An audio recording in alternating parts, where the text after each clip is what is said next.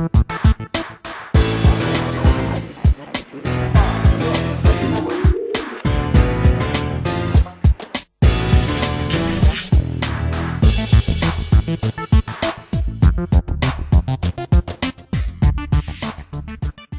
hello, welcome everyone. So yes, this is the Battle for the World Strand, Middle East Revolutions, Hopes and Fears. Before we begin, I'd like to thank the sponsors, SAB Miller and Prospect Magazine. I'm Alex Hochuli, I'm a PhD student in sociology. I think what we have here to discuss this issue is quite a diverse panel, both in terms of nationality, profession, discipline and perspective, but we don't have any pretense, I think, at being representative. Just to pose a couple of opening questions before I invite the speakers to speak and I introduce them. We might ask questions such as, for example, how do we explain the absence of ideology in these uprisings, if we see it that way, beyond ideas of dignity and freedom? What importance do we accord to ideas, the role of ideas in these uprisings versus an emphasis on structural aspects? And what do we say also about, for example, the relative stability of the monarchies versus the Arab republics and their histories and how that plays in to the different shapes the uprisings have taken in the various countries? I won't say much more because our speakers have a lot more interesting things to say than I do. I'll introduce them now in the order in which they'll speak. Speaking first, we have Dr. George Lawson on my far left, on your right. George is a lecturer in international relations at the LSE. He's a convener of the British International Studies Association's working group on historical sociology and international relations. He's the author of Negotiated Revolutions, the Czech Republic, South Africa and Chile, and the forthcoming Anatomies of Revolution. And most recently he's co-edited a book with Chris Armbruster and Michael Cox called The Global 1989. Secondly, we'll have Dr. Maha Azzam on my left, who's Associate Fellow of the Middle East and North Africa Programme at Chatham House. She's been in this position since 2002, and her expertise is in Islamist groups in the Middle East, particularly in Egypt, political Islam, the ideology of Al-Qaeda, and democratization in the region. She's been closely involved with the MENA program's ongoing Egypt project on the roles of the Muslim Brotherhood and the military in the transition process. Thirdly, we have Ghazi Gheblawi, who's an author, blogger, and former cultural editor of Libya Today. He was born in Tripoli, Libya, where he studied medicine, and his award-winning cultural blog, Imitdad, focuses on cultural and social issues in Libya and the wider Arab world. He's published short stories and poems in Arabic and English, and since the Arab revolutions began, he's been very active in reporting the uprisings in the region using social media, gathering information and verifying reports from a group of Libyan activists inside and outside the country. And fourthly and finally, we have Karl Sharro on my far right, on your left, who's an architect, writer, and Middle East commentator. He speaks on a range of issues, including art and architecture and urbanism, but also Middle Eastern politics. He's the author of the Manifesto Towards a New Humanism in Architecture and previously taught at the American University in Beirut. Karl's written for a number of international publications and blogs at Karl Remarks, which I urge you to check out. So without further ado, I'll ask each of the speakers to speak 6 to 8 minutes, and we'll encourage some debate from the floor and take contributions and so on. So George, I'd like to kick us off. Thanks very much, Alex, and thanks everyone for coming. As Alex said, I work on revolutions, and I think what Alex wants me to do, at least I hope, is talk a little bit about the historical context and how these uprisings fit into broader trajectories of revolution. I should say at the outset that I know almost nothing about them. I know very little about the region at all. Karl asked me before, do I speak Arabic? And the answer is no. So I don't have a specialist expertise, and I won't be talking too much about the detail. Hopefully other people will. I'll try and provide some broader parameters for the discussion. And to that extent, I want to make two arguments. One is that these revolutions do not belong to a family of revolutions that we associate with France, maybe England on a good day, Russia, China, that type of systemic transformation of a particular domestic order that also has enormous international repercussions. An alternative, actually, way of organising social life at a domestic level that also translates itself and seeks to do that on the international level.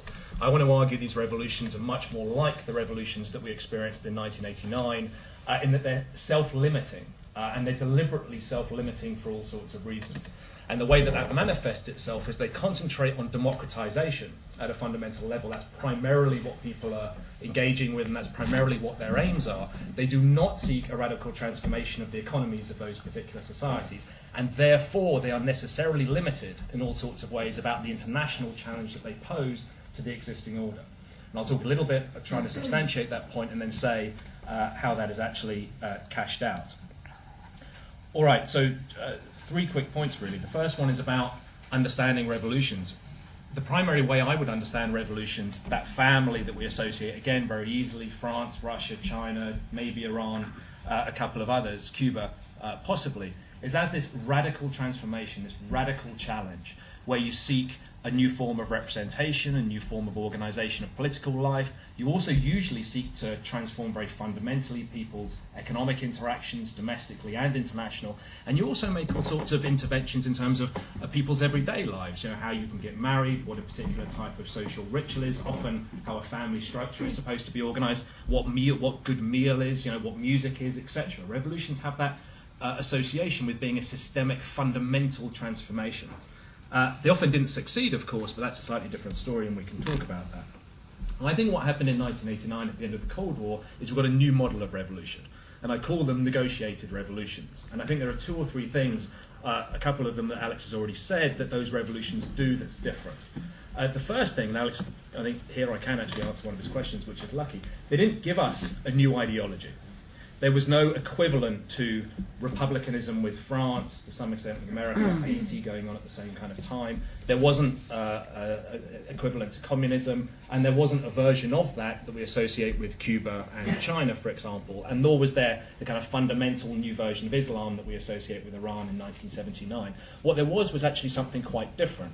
There was an idea to be normal, to return, to sometimes to catch up with what it meant to be a normal European state, at least for those states in Central and Eastern Europe. But there wasn't that sense of ideological rupture. We're going to do something new, and society is going to be radically transformed as a result. Now, that doesn't mean that they weren't important. Democratization, which they certainly followed, was clearly important. And why I use the term negotiated revolutions is to make the point that quite often the key way of understanding those revolutions is that round tables replace guillotines. You don't put your enemies to the sword, one way or the other, you negotiate with them. And what that means domestically is that quite often you tie yourself into pacts in all sorts of important ways with the old regime. The result of that is you avoid a lot of bloodshed, but one of the other results is you have also quite limited gains that you make. Quite often politically they're radical, economically they're much weaker, and to some extent socially they're weaker too. And internationally, as an IR person, I should say, they are also weaker. What happened is a very different reaction to actors in the international stage to this new form of revolution. In other words, they welcome them. As long as you're going to be a good citizen, you're going to have a liberal constitution, you're going to democratize, you're going to behave yourself economically, you're going to join the WTO, you're going to behave well in international financial institutions, there's nothing to be threatened by these revolutions as there was by Russia, before them by France, and other type of revolutions. There is something quite distinct that goes on in terms of their understanding of ideas and what they seek to do. That means there's no final victory, no guillotines, no putting your enemies to the sword, no tanks rolling through saying we win, you lose. There's something much more pacted and limited about them, and that has an important, and that's important, I think, for understanding their trajectory. How to understand the Arab Spring in that context? Because that's what I want to say is that I think that's the model of revolution that we're often working with today. I think that's the model of revolution that a lot of important international actors work within. I think it's also what a lot of the protesters were working within as well. That type of revolution had an impact in the 90s already in Serbia, in parts of Eastern Europe, in parts of Central Asia, and certainly in South Africa, a case I've looked at quite a lot. And it seems to me that's also the type of way we should begin to understand the Arab Spring.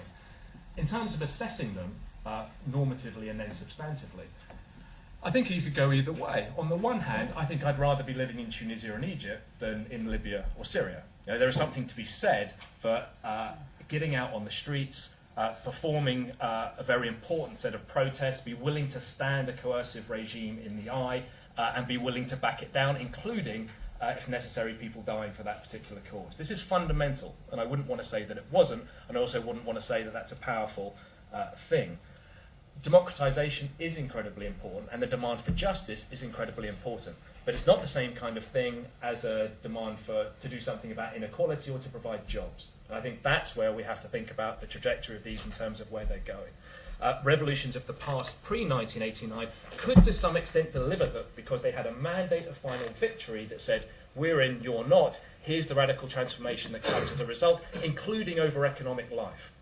And it seems to me that's not the type of model we should understand the Arab Spring through. There's democratization going on, and that's very powerful. There's all sorts of changes going on. There are powerful labour organisations that would like to see a radical restructuring of economic life, like the April 6th movement of Egypt, but it's not something that I fear that they can do much about when it comes to inequality in jobs. They can get rid of the kleptocrats, they can get rid of the family businesses that have turned these societies into hideous, corrupt vehicles for personal and venal wealth, and massive inequality as a result, but I'm not sure they can deliver the type of on-the-ground type of improvements to people's everyday lives we would associate with that. So just absolutely to conclude, with the American pundit Yogi Berra, it's tough to make predictions, especially about the future. We are right in the middle of these at the moment. It's very difficult to look at how they're developing, but it seems to me the model we should have in our heads is more 1989 and negotiated revolutions than that type of systemic rupture we saw between, say, 1789 and 1989. And I think I leave it up to other people, regional specialists who know more about this than me, that therefore we should think about this more in terms of a regional debate, less in terms of a huge world historical moment, and much more in terms of regional punctuation points, how that fits into broader ideas of, say, the Egyptian revolution of 52 and the other versions of revolution that came afterwards, or other type of ways of understanding the region. But it seems to me their world historical import is to some extent limited. Thank you. Maha? I'd like to take issue, for the sake of debate, with some of the things you say. I think I accept that the 89 model is one that fits in a general sense very well with what's happening in regard to the changes we're seeing underway in parts of the Middle East. But I think revolutions are unpredictable. And as you rightly say, there are enough trends and enough voices in that part of the world, particularly in Egypt and Tunisia and elsewhere in the region, that want quite fundamental change.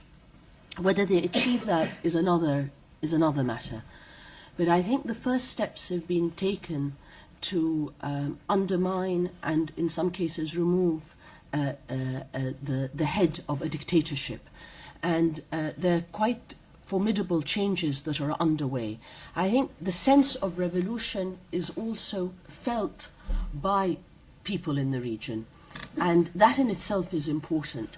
To what extent that sense of revolutionary change, or the sense of the possible, is now prevalent among a new generation and among so many across different classes in the region, means that the art of the possible is again present in that region, where there was a great deal of political apathy, and that heralds the possibility of quite fundamental change maybe further down the line.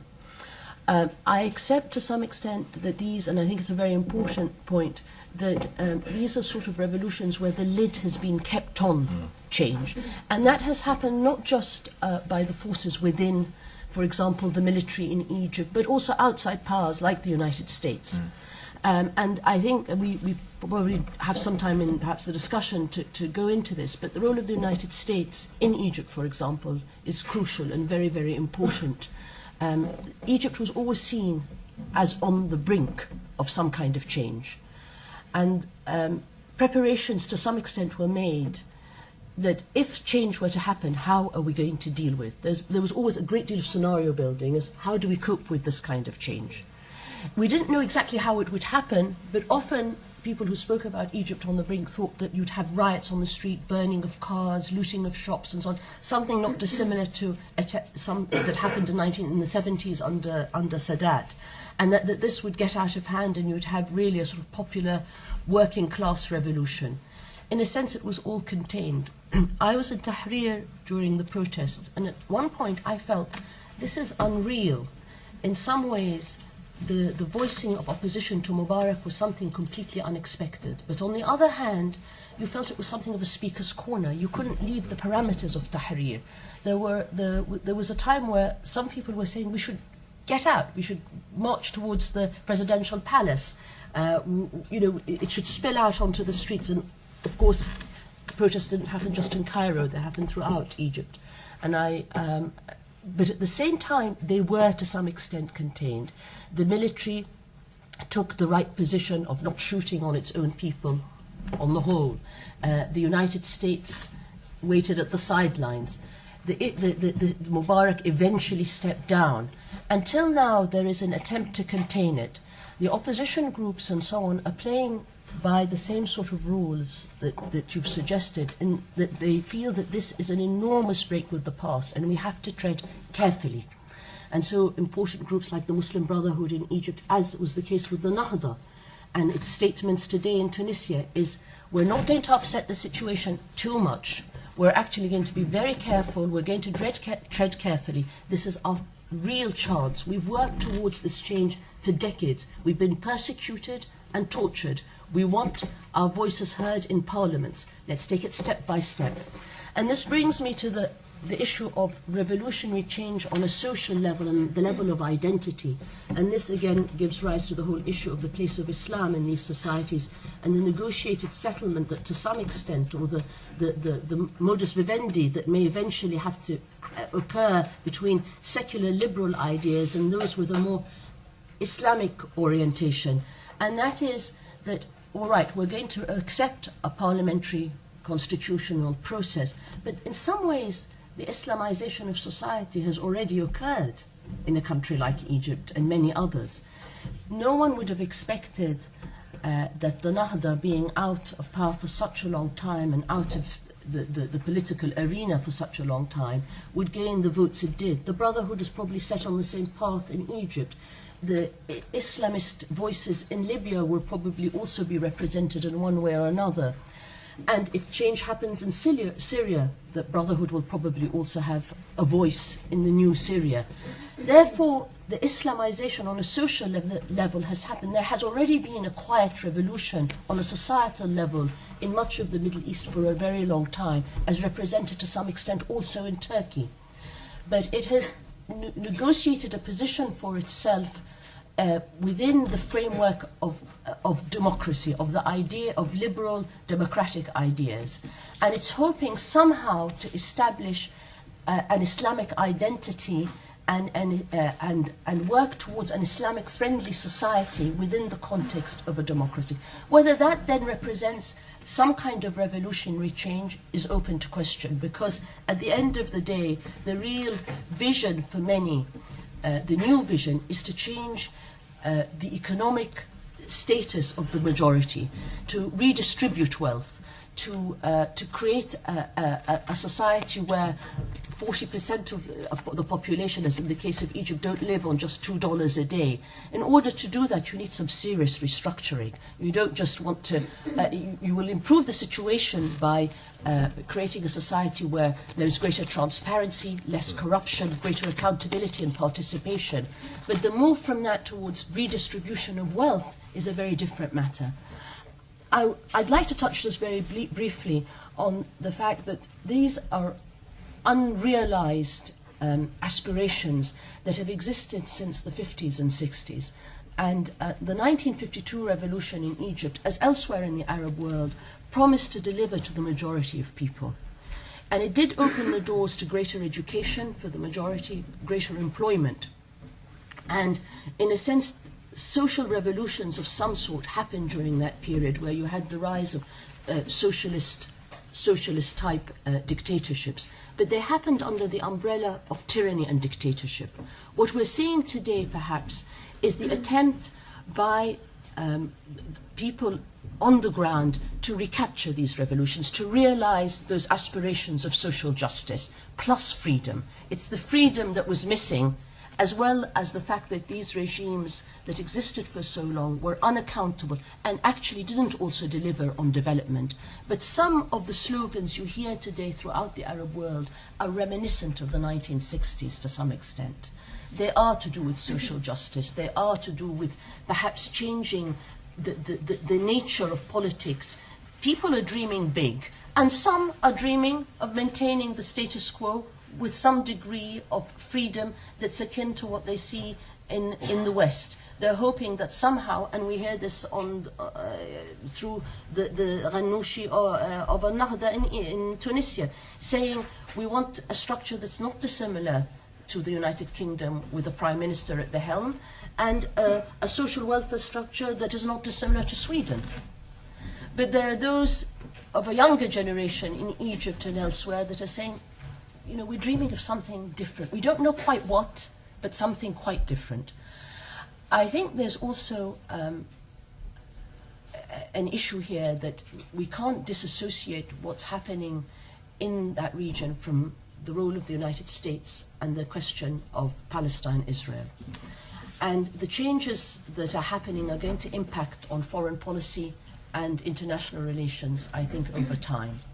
There is a fear that, from the United States in particular, that the changes underway, particularly if they're going to throw up Islamist forces in parliament, that will endanger the peace treaty with Israel and so on. I think I'd like to put it to you that the issue in Egypt and elsewhere about antagonism to Israel is not located only within the confines of Islamist parties. There is a very strong sense of nationalist fervour throughout the region and a sense of injustice as well that many want to rectify across the liberal and left-wing trend as well as the Islamist, and in that they share common ground. And a final word, what we're seeing across the region is not going to be seen only in the Republican, in the states that were republics.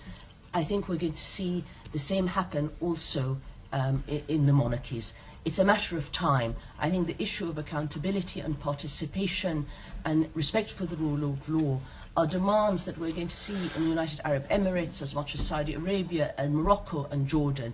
They may take a different shape, but they are going to happen as much as they've happened elsewhere in the region. And that the call that we're seeing today is one that we've seen throughout the 20th century, which is for greater independence and empowerment. And I think the revolutions we're seeing today, or the protests we're seeing today on the ground, are a reflection of that desire for greater empowerment and independence.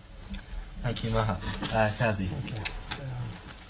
I'd like to, I'd like to follow up with this, that the change that we are seeing today is something that will spread all the way. I mean, nobody is immune from the changes that are going throughout our world, especially even the countries that somehow showed some kind of immunity, the monarchies, because for one fundamental reason, because for decades now there was a discontent in the region, especially with the changes that these regimes and these countries try to implement in their countries.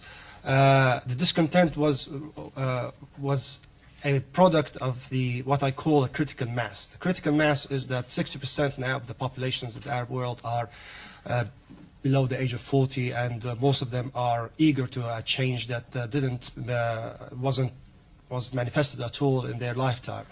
And that kind of critical mass was triggered, and it was not a coincidence that it started in a small town in Tunisia, in Sidi Bouzid, in last December, because that is symbolic to the whole region, that people who are in their 20s or 30s that are educated, some of them they have higher degrees, and some of them they don't have any jobs, and they will try as much as possible to make a living.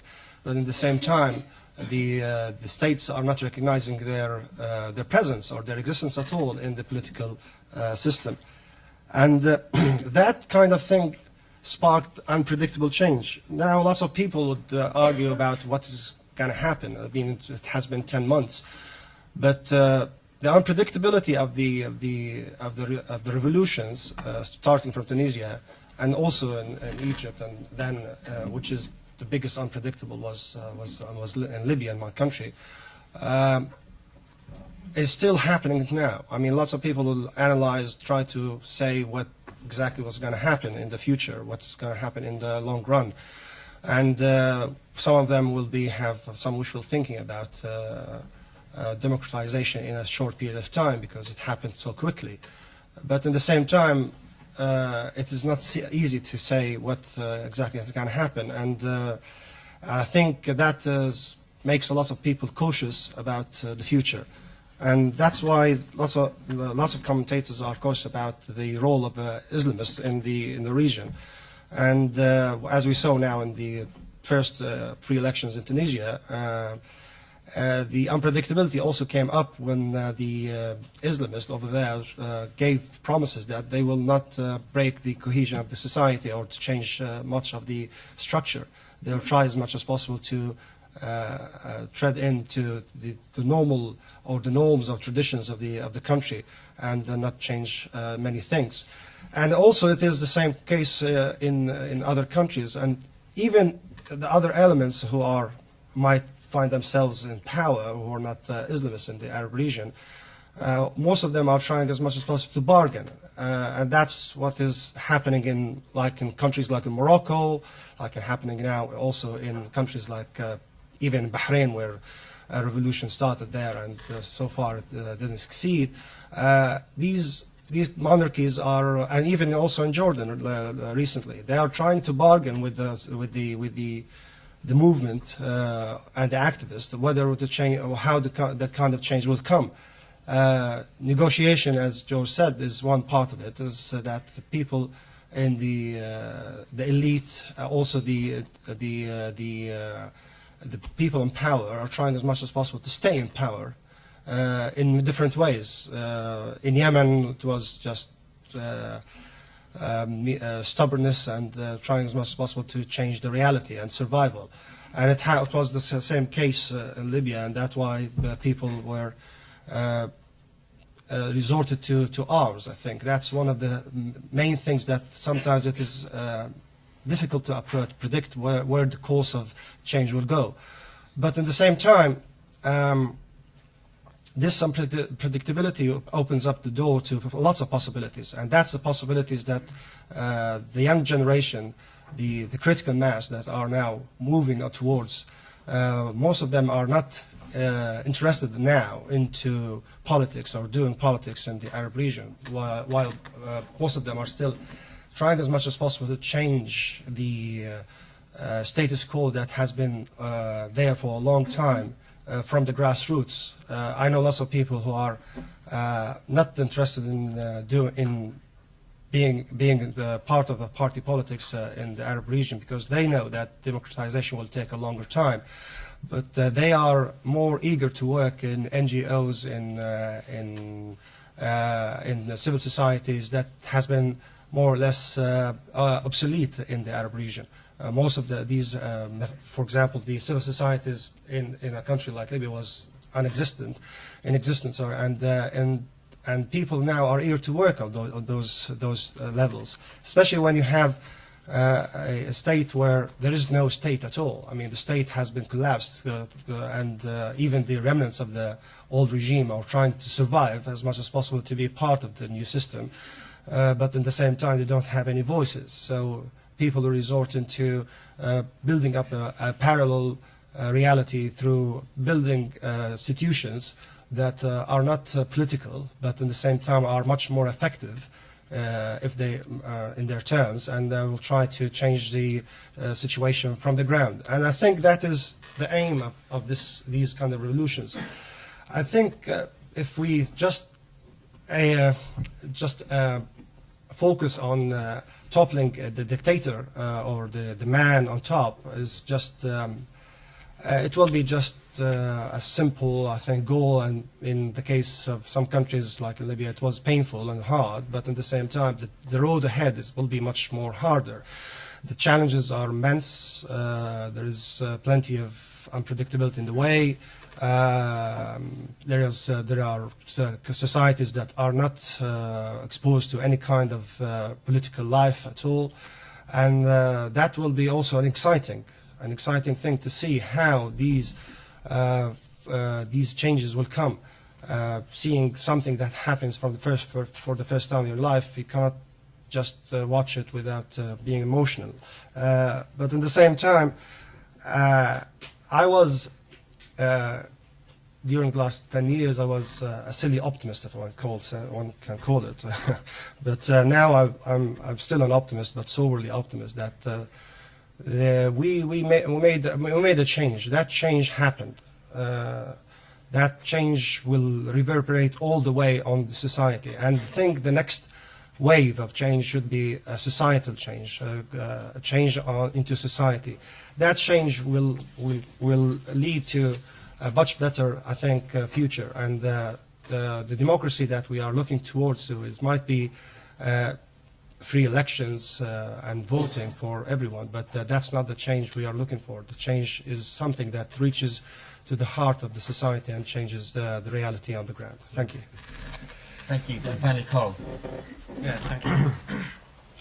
Well, I want to start by kind of looking at the title of the session, Middle East Revolutions, Hopes and Fears, because I think it captures some of the sense of anxiety that has captured those, kind of accompanied those uprisings from the very beginning, and is revealing of a mindset that is all about the anxiety and uncertainty, which coincidentally we've heard from the three previous speakers, and it prescribes a sense of unpredictability and a sense of what I would call a perception that those are fragile revolutions.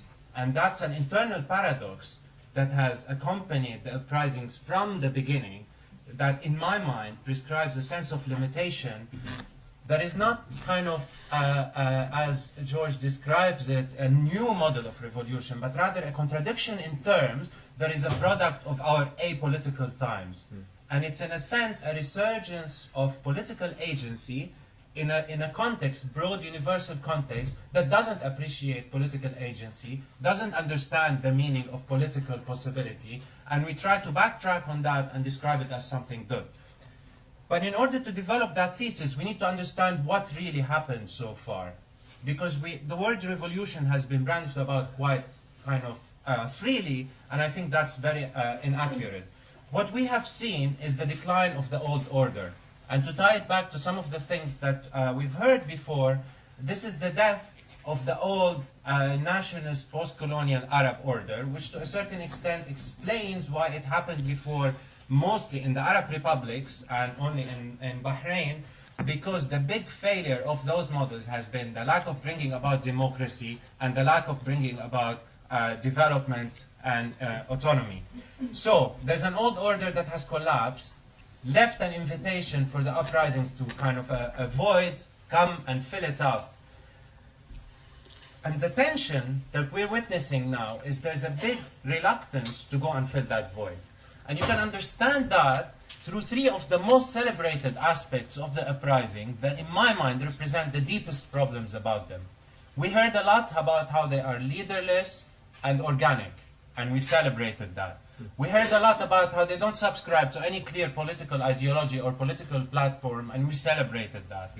And we heard a lot how they are non-violent, and we almost fetishized this non-violent element, and we also celebrated that, except in the case of Libya, where Western intervention sort of tipped the balance in the final analysis.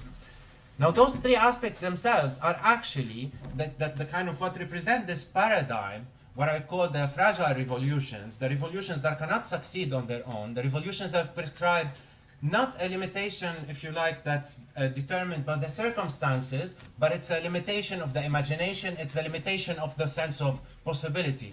We try to kind of give them new political terms in our new political language, but basically it's just a betrayal, if you like, a more proper, sound, classical understanding of what a revolution is and what political change is about. Let's look at it. Leaderless and organic is not a positive thing. We are seeing in Syria the kind of the futile attempts at galvanizing, if you like, at the cost of blood and sacrifice, kind of translating that into a genuine political will for change that represented by a clear kind of authoritative voice that says this is what the revolution is about, the regime has collapsed, let's take power. That is failing because the uprisings are organic and leaderless, and this is being celebrated. It's a struggle to come up with an authoritative leadership. The same thing ties to the idea of the absence of a political platform. What that translates into is the lack of vision. There's a lack of clarity and political vision that says this is what we are marching towards. This is the kind of society we want to live in. And the great reluctance, the big chunk in the middle in Syria, are not supporters of the regime. They haven't seen enough yet for them to kind of to tip the balance, for them to go and participate in the uprising. Again, remember, the fuel that keeps burning this uprising, meanwhile, in the absence of political clarity, is basically all the spilled blood, but it's not, the leaders are not kind of rising up to the challenge. the historic challenge of driving that process and articulating its demands in a clear manner. Thirdly, non-violence. Not that I'm a fan of violence myself, but let's face it. The one thing that is keeping those corrupt, bankrupt, hollowed-out regimes that represent nothing anymore, and this is across the Arab world, the one thing that is keeping them in power is their monopoly on violence and coercion. And without a serious challenge to that, the balance of power will not change. There is a kind of a moment in the life of a revolution where carrying arms becomes a means to something else. And that kind of appetite for, if you like, the use of armed struggle to achieve the society and the vision we want to live in is kind of very weak around the world today. And we've taken a much more kind of passive attitude to it. Now, where these three aspects combine is sort of in a very perverse paradigm that it's leading the uprisings into a protracted stalemate in which the dynamics are not likely to change. And that's equally true of places like Yemen and Syria, where the struggle is quite intense, and Egypt and Tunisia, where despite the fact that we've seen elections recently and the wheel is turning slowly in Egypt, let's not forget that there were military coups in which the attempt was to kick out the dictator and maintain the status quo. So the kind of the slow burning fire to me is not something to celebrate. This is a monumental historic challenge that we need to rise up to. However, that framework that I'm talking about, that I see as a very perverse and insidious kind of paradigm that kind of wants to fetishize those problematic aspects of the uprising and try to pretend that they are the good aspects of it, translate into what I find genuinely troubling about them today, slogans like, the world must do something. Or a slogan that we heard a lot in Syria, your silence is killing us. So there's been a kind of a transfer of responsibility, and that's not for lack of political kind of desire for change or anything like that. It's the lack of political clarity about what the aims of the uprisings are. And the fact that a revolution, by definition, is a process of self-determination, and it's about assertive kind of drive for change and democratization and the new society, it's kind of, instead, we're flipping them and looking at them as kind of a fragile beings that need to be tended and cared for and possibly assisted by external help in order to succeed. And that's the most kind of perverse aspect of what we're seeing now. We hear it expressed in terms of kind of solidarity and a moral responsibility of the West, but that's all meaningless. Having kind of been presented with a historic opportunity, I think what we need now is recentering the aims of the uprising, but more importantly, that mindset to overcome that sense of limitation and say, this is something that we do autonomously. It's about change. We need to do it assertively and with clarity, and we need to kind of push for the formation of the leadership and the organizational structures that can introduce that change.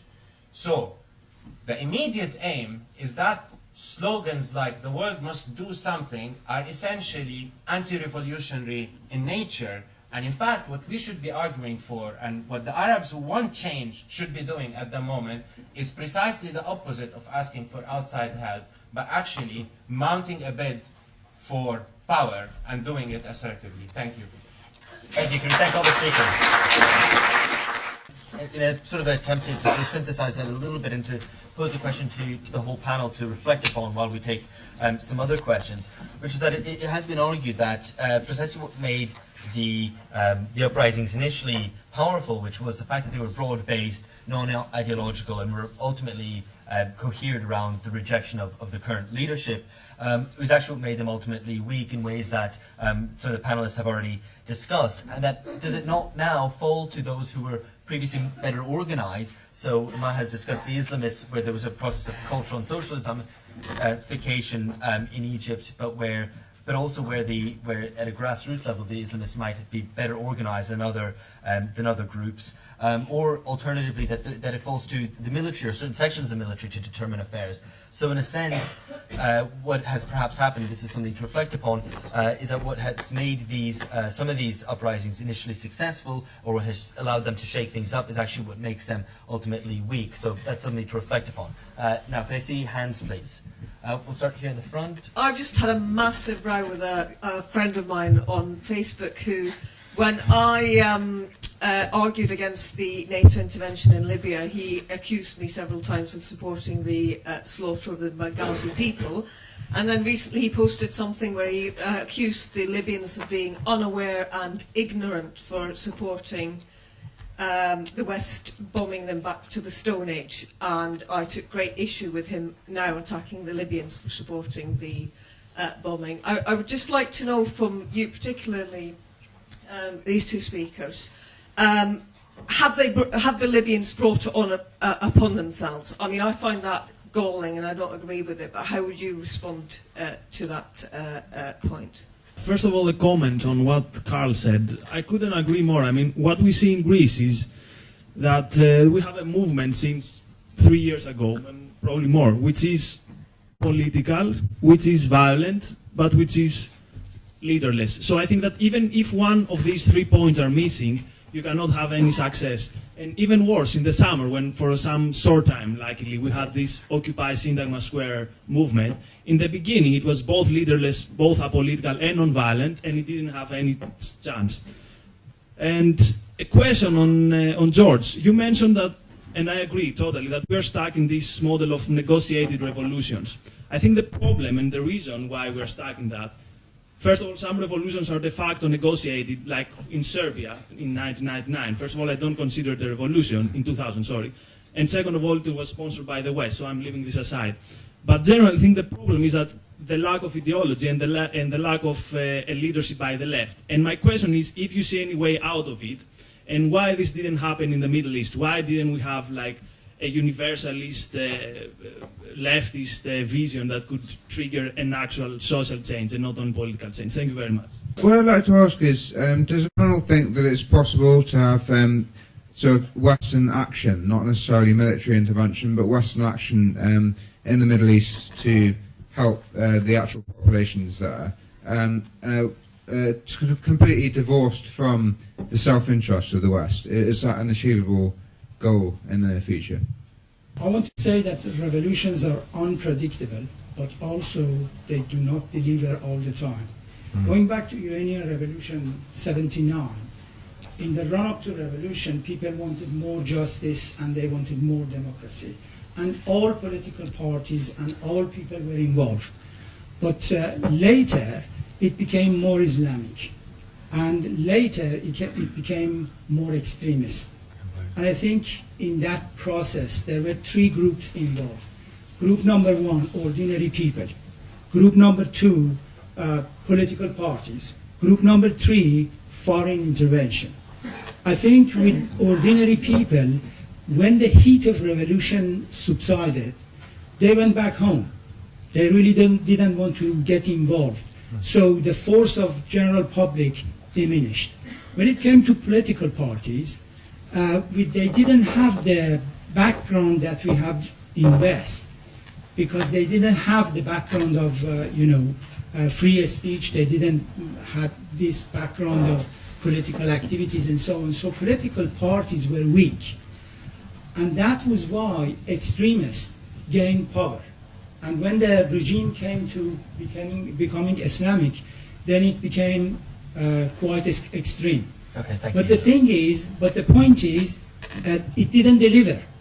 People started wanting more justice, wanting more democracy. It didn't deliver. I think what West did, what Western countries did towards Iran was totally wrong. But with this new revolution, the question is, are they going to deliver?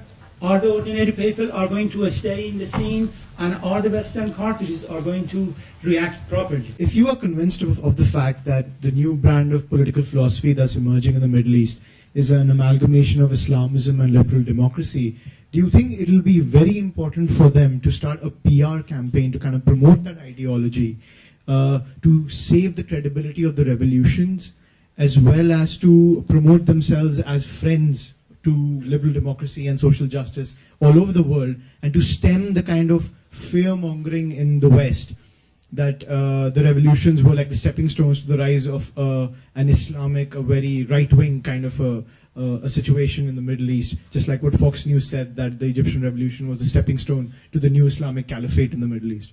And my second question is that regarding Syria, like when the Iranian revolution took off in 1979, people targeted the oil industry, and in 4 days the Mohammad Reza Pahlavi's regime fell. In Tunisia, they targeted the labor unions, the nation started losing money, and Ben Ali left the country. What pillars of support do you think the Syrian protesters should target to achieve that kind of change? Just want to say, nobody referred to what seems to me a crucial fact, and that is that urbanization is occurring in the Middle East. And these revolutions are essentially urban phenomena in which people have to try and make up their minds what as urban people they want. Now, in one sense, the answer is terribly obvious. They want urban middle-class comforts. And the question then is, and this is the last contribution, which is in some sense sub-political, was his important point, I thought. Yes, it is sub-political because this is a normal thing that practically everybody in the world now wants. And the question, therefore, is, you know, I'm very interested in the way in which Iran is phasing out subsidies and becoming a normal capitalist country, so it seems to me, slowly and unwillingly. And this is the kind of problem which I think these revolutions are wrestling with. They're very good comments and very good questions. Just picking up the Karl question and then the one about Greece, about the role of leadership. The only thing I would say about that is it's not unusual for revolutions in their infancy to look at the way you've described them, Karl. And what they normally are at the beginning is anti-movements. What drives them together is to get rid of that. We don't like that. That's perfectly normal. And then what happens afterwards is a particular faction assumes control, exactly in Iran, and then delivers the real type of transformation that can happen often years afterwards. You know, you go back to France, you know, the Chinese Civil War was going on for 3 or 4 decades before it became clear which trajectory was going on, and there was plenty of infighting afterwards. Russia, you could say the same thing. France, the terror doesn't happen for, you know, 3-4 years after the initial revolution. So there's nothing unusual about there being this type of fracture and appearance of leaderlessness in a revolution. And then the bigger point about that is, I think that's looking through the wrong end of the telescope in terms of delivering what you would consider to be the most important change. For all that we concentrate on the capacity of the protest movement, more important to when a revolution happens and then when it's successful is actually the level of state rupture. You know, the level of state effectiveness. The first thing that has to happen is the state has to be considered to be delegitimate. It could lose a war, it couldn't deliver jobs and unemployment, you know, exactly because the countries are young, there's massive urbanisation, they simply can't deliver for a type of massive demographic change. That's completely normal. The capacity of the state to not deliver for those fundamental changes going on, or to be delegitimised internationally, actually gives you the point A about when a revolution is possible. Only then can you look for all the bodies on the ground, for all of the bravery, for all of the resort to violence, for all of the willingness to fight on the streets, even for years, only then does the protest movement have a chance to actually succeed or otherwise. So the first point would be careful about the role of protest movements. I think they're often, they appear to be leaderless, and that takes some time. The second one would be careful in terms of how you put the order of when a revolution is possible or not. The first thing has to be state fracture, the second one is protest. Can I just answer very quickly on the left? That was the questions were directed at me. Look, the left is present. April 6th movement in Egypt, the role of labour organisations, the role of trade unions, I think is important in the region. But the only way that those type of bodies, it seems to me, could take control of the second part of the revolution, the radicalising part of the revolution, when you take control domestically and then deliver, as if they have a new vision of a society. And I don't think they do, or at least not one that appeals to most people, because what they want are iPods, or McDonald's, or those type of travel. And by the way, that's not trivial. And that's not such a bad thing, you know, freedom, equality to travel, to go to school, for gender equality. You know, these are serious, significant advances that people want. But quite often, when they think they've got enough of them, for example, democratisation, they go home. That's enough. They may come on the streets again, And I think this was a very important point that Maha made about what comes next down the line. Well, if they don't deliver sufficiently in terms of jobs or education, they don't do much about inequality, you've got rid of the old corrupt lot, but the new lot aren't great either, well, then they may be back on the streets, and this time they may be really angry. So in that sense, I absolutely agree that there's a lot of this still to play out. Let me just touch first on outside intervention. I think from someone who's from the region, the feeling is that the support that has been given to dictatorship for such a long time, and that has allowed the survival of these regimes and allowed the persecution of opposition in society and so on, has resulted not only in political rupture, but it has affected the lives of generations. And when people come out to protest, and I think that if they don't have a broader political vision of the future, they're coming out to protest against the issue of, for example, Egypt police brutality in Syria against the brutality of the regime itself and so on. And they're calling out, as they did also in Libya, for a no-fly zone. I can't but feel that we've got to listen. And in a way, it's quite perverse to say this, but in the same way that these regimes were supported by the outside world, perhaps the least the outside world can do in these cases is perhaps come in and assist in their removal, and then stay out. If people on the ground in Syria are saying, they're killing us, we want a no-fly zone, then maybe we need to consider that.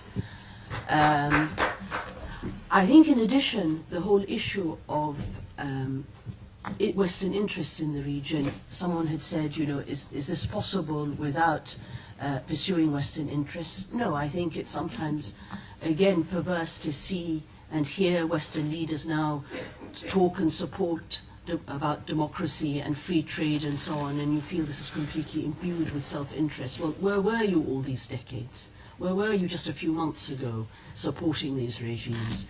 So again, there was a time where I felt that the least, people are saying in the United States, should Libya with all its oil wealth, in a sense, reimburse NATO?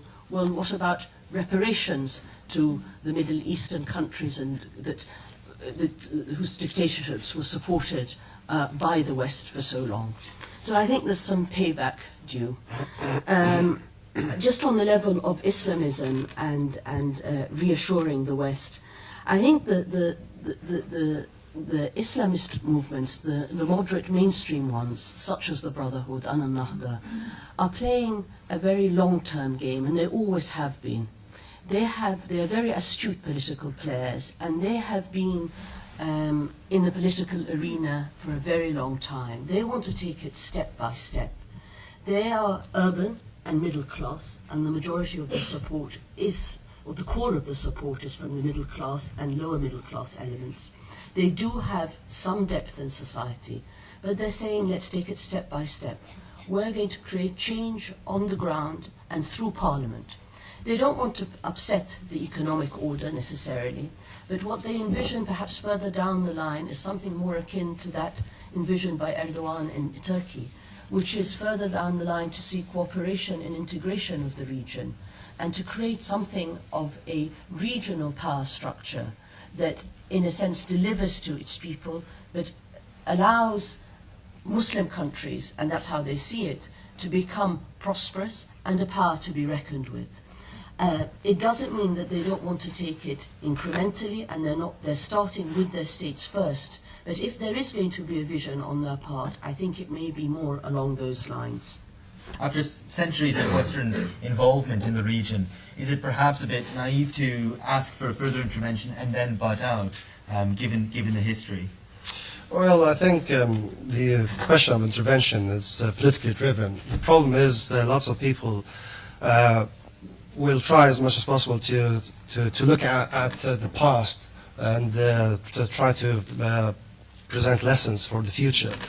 In the case not in Libya, just in Libya, but in the case of all the revolutions in the Arab world, I think there was always a question of intervention in the region. I mean, I remember that in Egypt when President Obama wasn't assertive about his position towards Mubarak. And I think that the activists in Tahrir were so angry that he didn't give an assertive position on what exactly his position on Mubarak, whether he leaves or not. And they were, when he was saying, for example, that we still, at the beginning of the conflict, that they said that we have all the backing for the regime, for Mubarak, because he can't deliver change. The activists were so angry. Why you intervene in our affairs? But at the same time, when the administration started to give indications that they are not supporting the regime anymore, they more or less said, this is the words that we want us to hear. So in one way, we want to intervention, or at least some kind of meddling in our affairs in the thing that it suits us. We don't want them to, for example, to support the regimes like they did. And the thing is, I agree with Maha that that's what our position. These regimes were kept in power because of the support of the West. And now it is for when the people started to voice up because they wanted to change, people are saying, well, we don't want an intervention because this is our revolution, and we don't want them to be in. In case of Libya, I mean, that was a very difficult question to agree on. I mean, lots of people would say, well, they came and bombed. I mean, lots of people would say lots of things. That they basically, I think, in my case, I think most of them, they will make claims depending on their political agenda. Nobody hasn't an agenda in that. Some people will say, well, Gaddafi was a saint and giving a day education free for people and giving health for people and giving a day stability to the region and laying off Islamists influence in the country, while forgetting all about the slaughter that he did for the last 40 years and what he did in the last 6 months. And I think taking out all the political agendas, listening to the people, what exactly they say on the ground. When they said we need a no-fly zone, we need the West to come and to get rid of this mess that they started from the beginning, post-colonial time. I think that will be the same case in the future. I don't think that this is a region that has plenty of potential. There is plenty of resources there, and given the financial situation in the West, I think we'll be always, the relationships will be interwoven for centuries to come. Karl, finally, perhaps you'd like to respond to some of the points which George took up. Yeah, I want to pick up the point that George made, because I think George is attempting to defend the IR paradigm, and I understand that, but we need to acknowledge that all our kind of production of knowledge about the possibilities of politics today is tainted by this lack of conviction in the possibilities of change and subjectivity, and I think, George, to a certain extent you expressed that. But let me take it on a factual level. State rupture, it's not that it hasn't happened. It happened, you can say, in 1967. That should have been the death knell to pan-Arabism as articulated by Nasser. You could say it was the peace deal between Egypt and Israel. You could say it's the Gulf War. It's not. There is no lack of state ruptures, and this is what I was trying to create, the kind of model, the context in which these uprisings took place in. There are regimes. It's not a question why did they happen now. Why didn't they happen 20 years ago?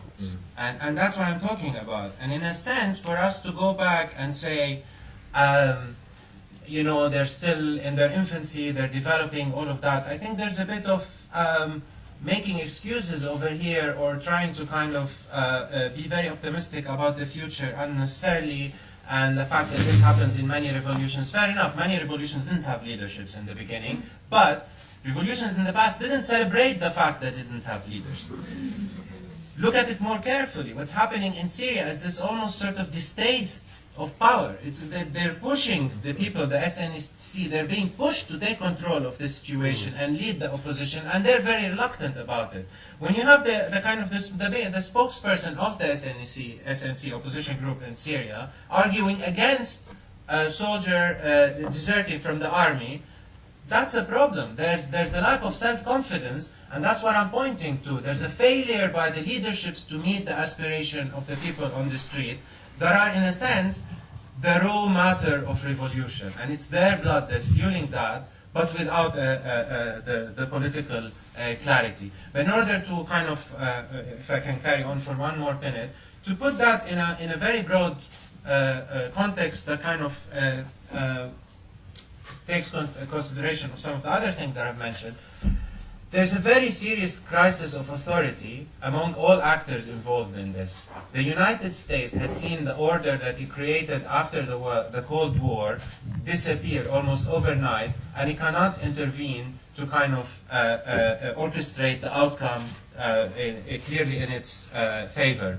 The regimes have also, despite what we hear about the levels of violence, lost a lot of their historic ability to kind of for repression. So by historic standard, what's happening now is is kind of much weaker. They're much weaker than they used to be in the 70s and the 80s.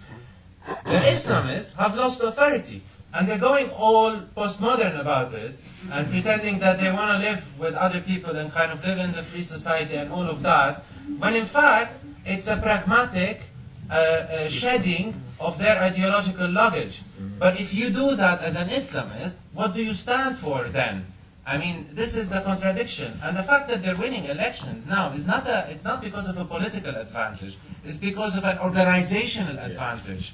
And wait and see, the dynamic is there to change, but we have to shift this kind of very poisonous paradigm that a revolution or a kind of an uprising has to rely on some sort of external agency for it to succeed. That needs to be buried. That idea that the world must do something, as kind of the other speakers have pointed to that, the world has been doing something for decades, and that is propping those regimes. We can't ask them to rectify the situation now. All right, thank you. I'm going to come out to the audience, but just to pose another question of my own as well to think about. I mean, we've touched on intervention, but I think there's another aspect to the international dimension, in which you might compare these uprisings to other kind of revolutions in the past, which there's been an absence of an explicit sort of anti-imperialist character to them, I think, though that's something perhaps to debate. Why hasn't that been the case, or if it has, what character does that have? So I'll take some questions. I think there's a group in the middle there. People have talked about the relationship of Western intervention to the Arab uprisings. What do people think about the relationship of Western ideas to the Arab uprising?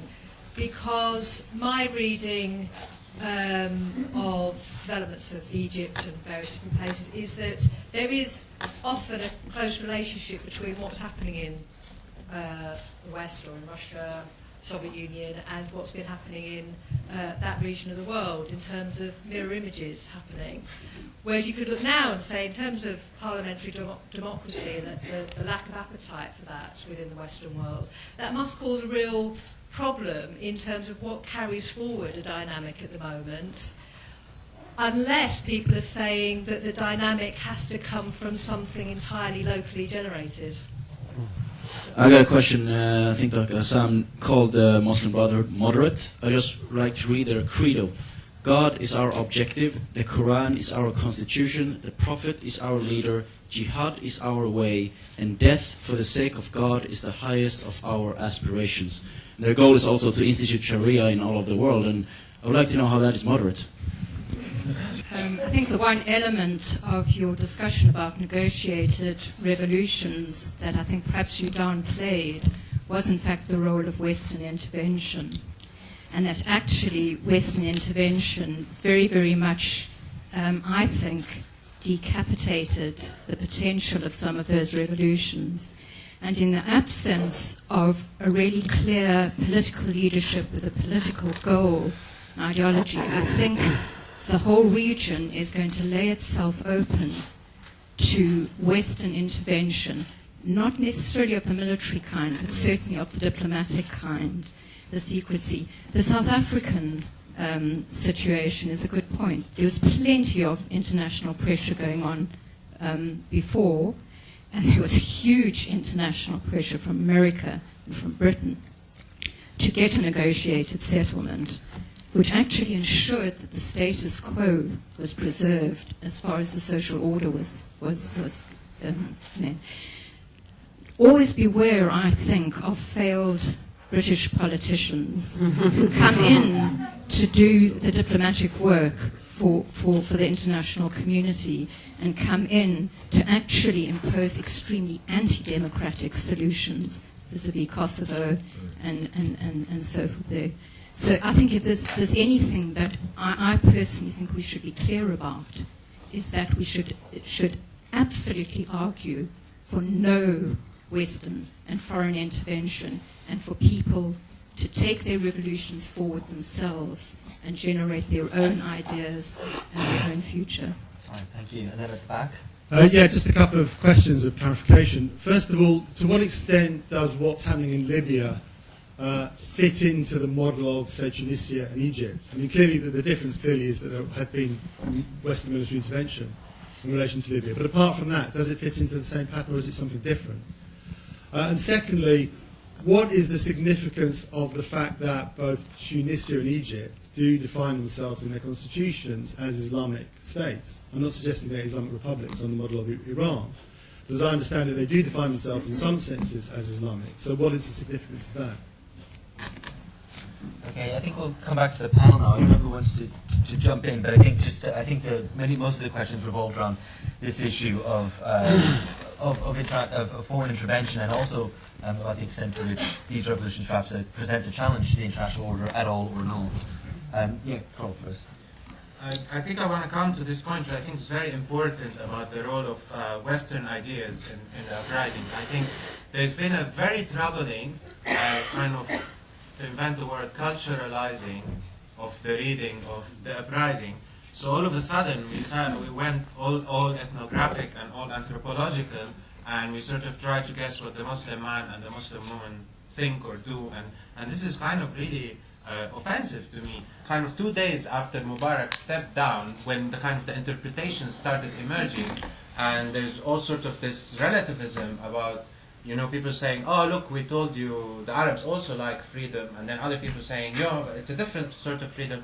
It's kind of a product of the muddled political context that we exist in today, and the very little belief and subscription to universalist ideas that kind of these utterances come into being, and we start to kind of quiz them as if they're you know, from a different planet, or it's something happening in a completely disconnected manner from our aspirations and our political context, let's say, in the West.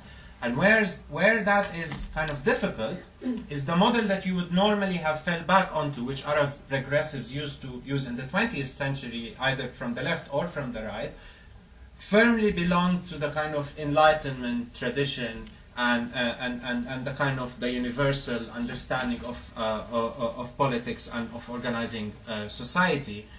But then you look today, and that model is discredited in the West. We're talking about secular democracies in the Arab world, when actually nobody believes in a secular democracy in the West anymore in its kind of resolute, sound, robust manner. And maybe just to close on a side note, in a way, the residues that we still have of Egypt and Tunisia describing themselves as Islamic states is because that modernization project never actually finished, and never actually took off properly in the post-colonial period in the Arab world, but also where the real kind of negative aspect of it, it was an authoritarian top-down project, and perhaps now we have a chance to have that modernization defined from the bottom up, but according to more universalist principles, not those very poisonous culturalist categories. At least that's the way that I would see it. I think just again on intervention, and the West, or the United States and its allies, have been till very recently present in the region, militarily present, and are still there in different guises. So I don't think the issue is that the peoples of the region don't want them out. We're saying we're facing some very critical situations now, particularly in Syria, and also I think recently in Bahrain, and this is going to be an ongoing issue, whereby I would use as much as I can Western pressure on these regimes to get rid of them. It doesn't mean that they need to stay. It doesn't mean that the peoples of the region shouldn't have a vision, and that the onus in terms of the political future of that region lies on the people of the region to decide their future, as someone rightly said, in terms of political development and economic development. But the West is already there. We're intricately involved in terms of diplomacy, trade, politics. They have shaped and are continuing to shape, or trying to shape the future of that region. Politics is about the ability of the peoples of the region on the ground, and for lack of leadership that we have, nevertheless, to try to direct things in their interest. I think that there's a great danger in a kind of naive position that's taken by many. That is, we don't want interference, we don't want to engage, we don't want this. But ultimately, political groups that are more astute are already engaging. The Brotherhood and Nahda are already engaging and shaping things in a way, in terms of their own vision. And again, I take issue that they don't have an ideology. I think they do have an ideology, and I think, crudely put, someone mentioned the manifesto. I think various groups have always had manifestos that express very radical ideas. It doesn't mean that these groups have not moved on. They keep their manifesto. Their followers may believe in that manifesto, even their leaders may believe in that manifesto. But it doesn't mean that on the ground they're not very astute political players, and they're playing a different political game that isn't at all naive, that ultimately is very pragmatic, as we've seen in the case of Turkey, in the case of Tunis today, and in the case of the Brotherhood in the future. They're pragmatic political players, and they want to hold the reins of power eventually. Now, that doesn't mean that they want to create dogmatic Islamist states, but what they want is an Islamic-friendly society. They have moved on. Some of their membership want to have the Sharia. They want to move quite strongly against alcohol and tourism and so on. But the leadership at the moment doesn't want to move in that direction. It's going to be, they're going to have to negotiate a position within their own political parties, between generations within these political parties, and within the wider society. And they know that they don't have the consensus of all society to go towards an Islamic society, and that's why they're somewhere in the middle now. And I think they're going to persist for some time in engaging in terms of the middle ground. And I think there's going to be very little room, given the voices from the liberal and leftist camps, for them to go towards extremism. Of course, the economic situation, a deteriorating economic situation in many of these countries, will throw up some extremist voices. Sectarian issues in Egypt throw up extremist voices. But at the same time, there are other voices now. Once you've opened up the political arena and the barrier of fear has been broken, you do hear the voices of revolutionary voices that are not just Islamist, ones that want social change and radical economic change. But the whole revolutionary situation that exists today is that you've opened up an arena for negotiation and different possibilities. The lack of leadership is showing us that there isn't a particular direction, but the parliamentary or democratic parameters is going to provide channels for those voices. And I think that is what is going to diminish to some extent the revolutionary fervour. Thanks, George. Yeah, I mean, the point is not that they're not ideologically driven, they are. The point is there's no novel ideology that could underpin the new social order and the type of example we're talking about. What there always is in revolutions, which are these amalgams from all over the place, which make some contribution to understanding the particular circumstance. So you're completely right, Karl. It's not become sort of closet ethnographers and start looking for the cultural particularist symbols that unite people in a particular way. They're going to have these different dimensions to them, and they're going to be powerful up to a point. The Turkish model seems to be a powerful and motivating force at the moment, that somehow you can have it all. But the question I actually want to come back on is the one that Karl and others have raised, and we'll see how much of it all we disagree. These version of revolution that I think is still the most profound type of idea that people are circulating within does generate weaker states, exactly as it did in South Africa. And it does so for two reasons. Firstly, because it hems you in domestically, because you negotiate with the old order, you leave all sorts of people intact, civil service, police, armed forces, sometimes business leaders, sometimes powerful political institutions as well, and doctors and nurses and all sorts of things. Now, and the infrastructure. It's not destroyed in the same type of way, nor do you generate a year zero, new days of the week, everyone is a new person. It's also hemmed in internationally because because the role of outside forces is profound, because you want to join international financial organisations or regional bodies and to some extent catch up and be normal and take the gains that you can accrue from that. Now we need to be a little bit careful what we wish for here. There's a good reason why people chose that route in 1989, because exactly what they've been living under for the last 40 or 50 years were tyrannies. Tyrannies of certitude, tyrannies of conviction, tyrannies that were authoritarian and told them exactly what a new person should look like, that were not afraid to use bloodshed in order to generate that particular type of social order. So there was a deliberate disavowal of exactly that type of revolution. So we need to be careful about, A, valorizing those type of revolutions. I wouldn't want to be gay in Cuba. I wouldn't want to have been a non-apparatchik in Russia. I wouldn't have wanted to be a non-particular type of Islamist in Iran, because I would have been dead. Or I would have been tortured, or I would have been in prison at best. So we need to be very careful about valorizing them, and B, we need to be very careful about not exaggerating their influence. In all sorts of ways they were profound, but there is always dimensions of continuity and change in all revolutions. They always make some type of pact, and they always set some kind of limits. But what set those other revolutions apart was a type of zeal and a type of certitude and a type of conviction that was also associated with tyranny. So I think we need to be careful when we say we need more of that, to think about why we have the version of revolution that we have. And it has a weaker state as a result. To some extent it sets limits around it, and to some extent there are very good reasons why it does exactly that. Okay, thanks. Ghazi, and then I'll come out at the audience if there's any last very quick points.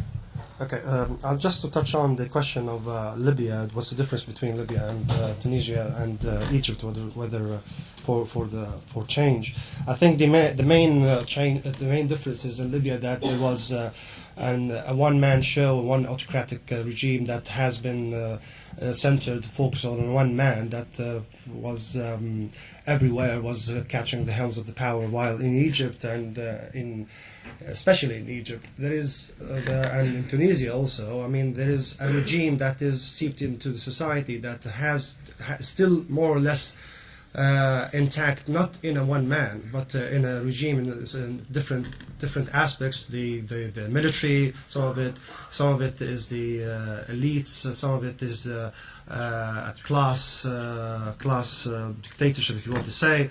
While in Libya there is only one man. That's the difference. And when the revolution started in Libya, the Libyans targeted that one man because they thought that when you target him and just topple him, the regime will fall. And that's eventually what happened. Now the priorities now is different in Libya. I think people don't look into the democratization in Libya as a goal, but how to reach to.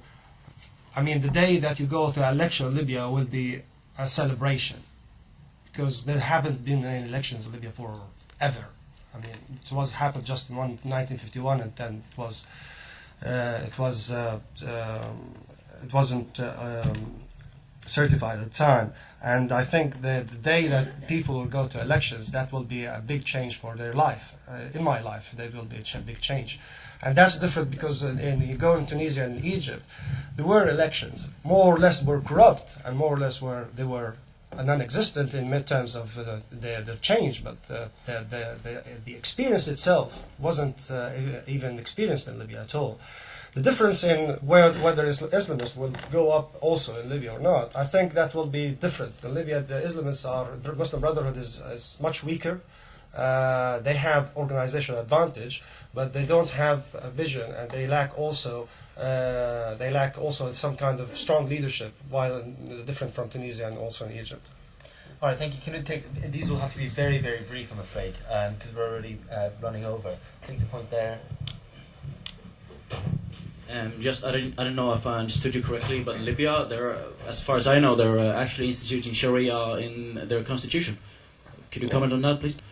I found out that big-scale Western intervention might not be the right moment, the right thing to go on. Okay, but we don't want to. I don't want a destabilization. And are we not now giving, in inverted commas, giving power to the organization that is best organized? Shouldn't we maybe, or is there a possibility of intervention on a scale of giving an organization to Labour parties, left-wing parties, that everybody has got the same stand in then a democratic election in the future?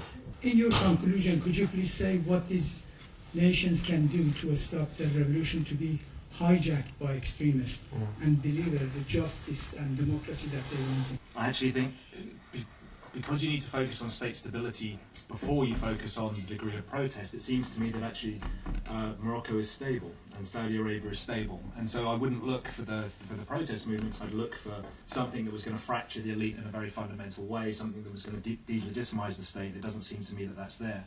I mean, on the broader questions, I think we've gone around and danced around and discussed.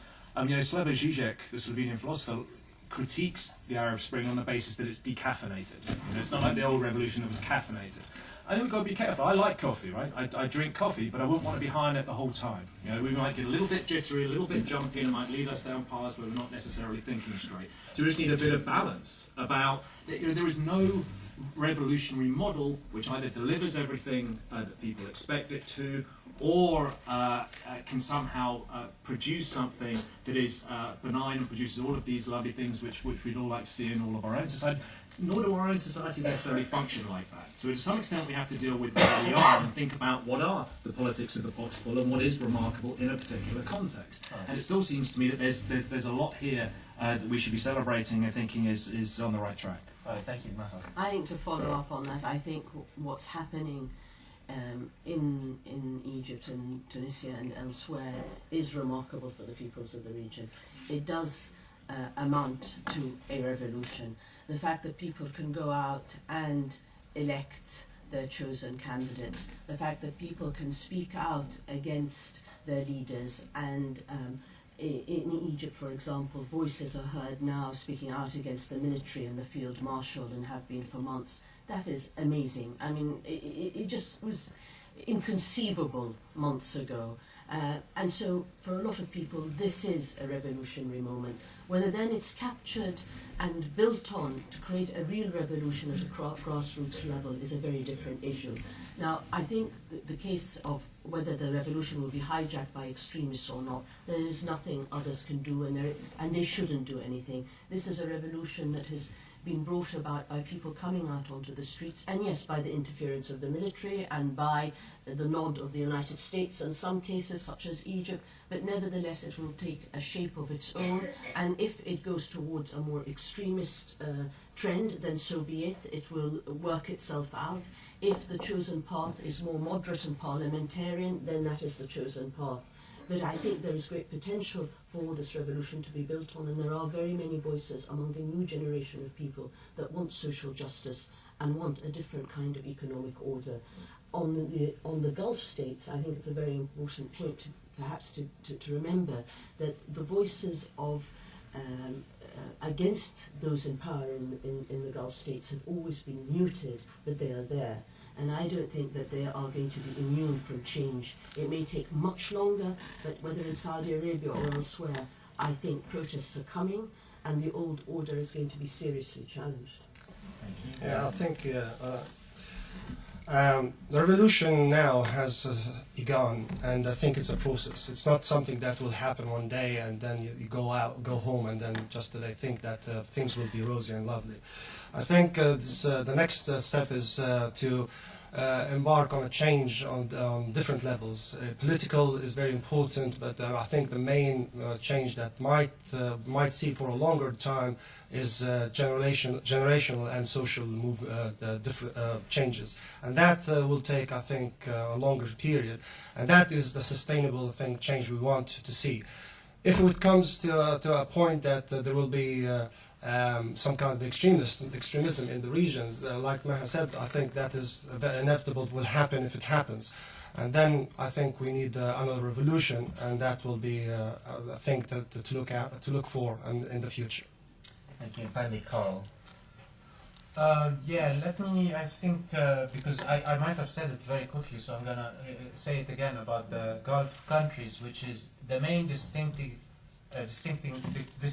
between the Gulf royalties and the Arab republics is that the Arab republics failed both on the political and the economical front and the development front. The Gulf states have succeeded very much on the developmental front, but they lag on the political side. But this is only a matter of time. This only buys them time, because there are people growing up now in Saudi Arabia who are completely unhappy with the country that they live in. They're unhappy with the fact that you're in a country in which women can't drive a car in the 21st century. The barbaric interpretation of Sharia and how it's used in kind of criminal situations. And all of that, there's discontent. And I would say it's a matter of time, and it's going to be much faster than we actually think.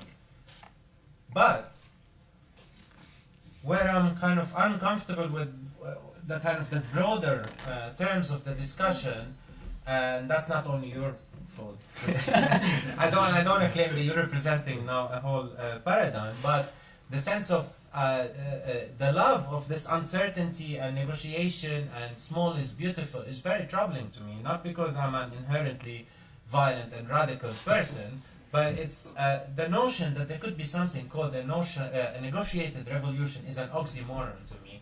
And I think that's any oxymoron is indicative of irreconcilable contradictions, that in order for us to claim back the notion of political agency, we need to get rid of those contradictions, and we need to have the courage to kind of say very blatantly that we're either for the revolution or for negotiation, not create muddled categories. One last word to Maha. Some very radical changes have happened quietly through parliaments and through the legal system. Yeah. Okay, I hope that gave us all some political clarity. Thank you all very much, and thank you, Director.